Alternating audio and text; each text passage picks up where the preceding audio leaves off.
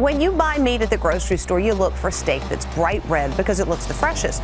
But many supermarkets use a special gas in packages that keeps the meat looking fresh for much longer. Looks bright red and juicy, but this piece of meat is not safe to eat.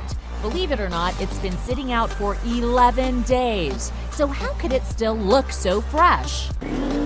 It's because it's being packed and gassed in a special process that most people never heard about, using a harmless amount of carbon monoxide, carbon dioxide, and nitrogen, which keeps the meat looking fresh and bright red. Dr. Ed Mills is a professor of meat science at Penn State University, and he says the color of the meat doesn't necessarily indicate it's fresh. To demonstrate how well carbon monoxide gas works, we left 2 cuts of lamb out at room temperature.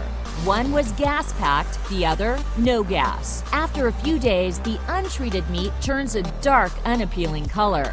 But the gas-packed meat stays red, even after being left out for 8 days. The only visible sign of spoilage is the package puffing out and a bad odor when opened.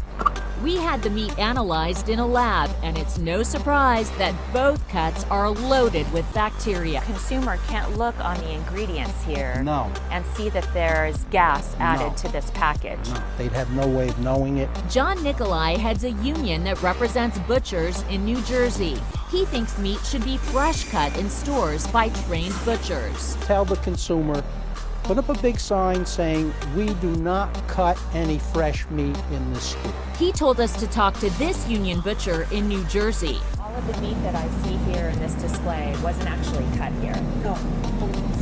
None of it's cut here.